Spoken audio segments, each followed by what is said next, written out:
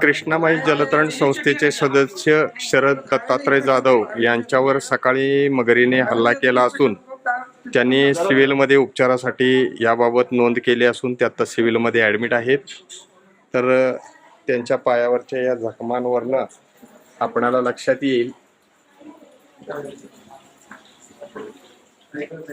की अशा प्रकारे मगरीच्या हल्ल्यातून ते सकाळी बचावले आहेत. तर याच्यावर वेळीच उपाय करणं गरजेचं आहे. तुमचं काय मत आहे सांगा जरा, काय झालं सकाळी? ते काय मगर किती पाहिजे मगर किती वाजता 500 माणसं पोहत्यात आणि त्यावरती काय बायावर झालं बाकीचं पूर्ण झालं. त्यांचं असं स्वतःचं मत आहे की अशा प्रकारचा हल्ला इतरावर झाला तर ते काय करतील.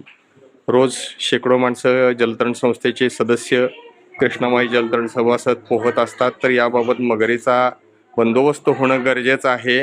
नाही मगर ते आहे ते आता ते नीटपूर मगर 6 महिने 8 दिवस दिसते. आता मागच्या 8 दिवसापासून मगरीचं पुन्हा दर्शन व्हायला लागलेलं आहे आणि आज मगरीच्या हल्ल्यातून ते वाचलेले आहेत.